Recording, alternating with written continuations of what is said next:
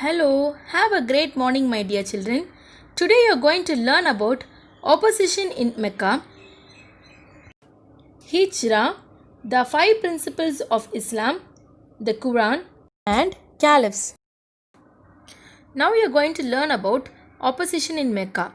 The Prophet's faith differed largely from the religious practices of the Meccans.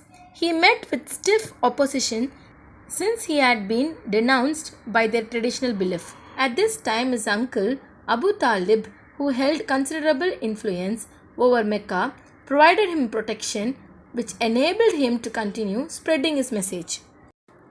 Hijrah. After the death of his uncle, Muhammad was forced to move out of Mecca. Muhammad and his followers emigrated to Medina in 622 CE. This journey from Mecca to Medina came to be known as Hijrah in Arabic. This marked the beginning of Islamic era and the Islamic calendar came to be known as Hijri. Muhammad passed away in 632 CE.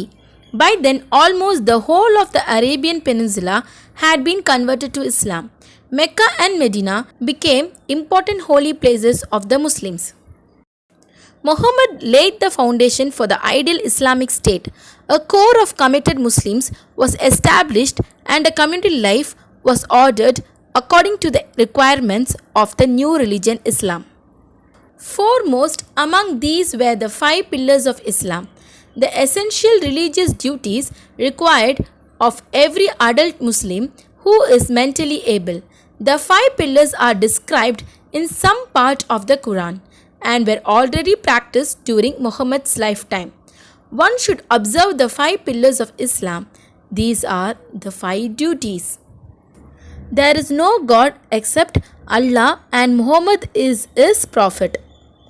The second pillar of Islam is namaz. One must offer prayers 5 times a day.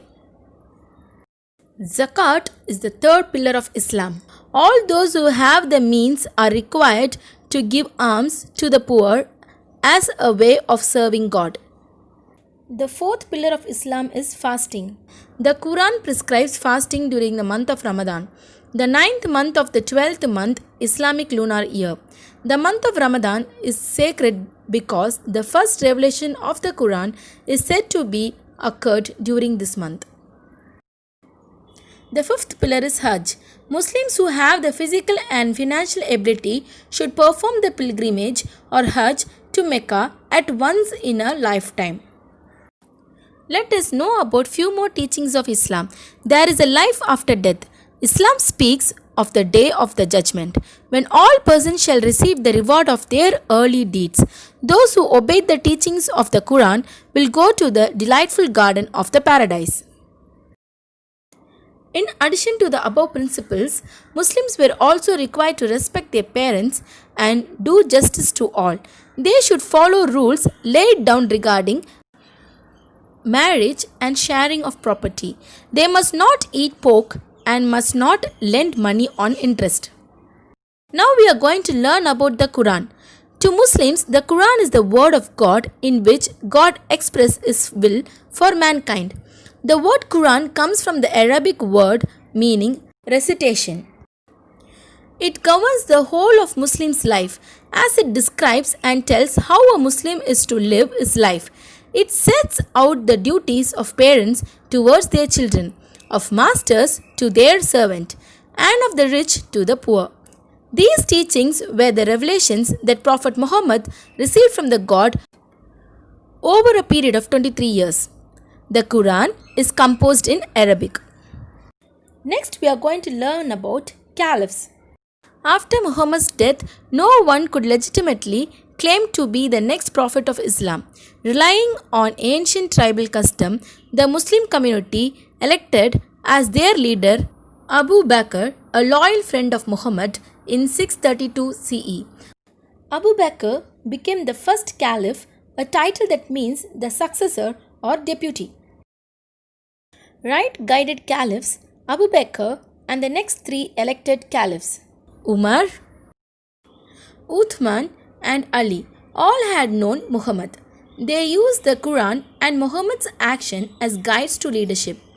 For this, they are known as rightly guided caliphs. Their rule was called caliphate. Who is Abu Bakr? Abu Bakr invoked jihad to encourage and justify the expansion of Islam. The word jihad means striving and can refer to the inner struggle against evil. The empire of the caliphs covered Iran, Syria, Central Asia, North Africa, and Spain. When Abu Bakr died in 634 CE, the Muslim state controlled whole of Arabia.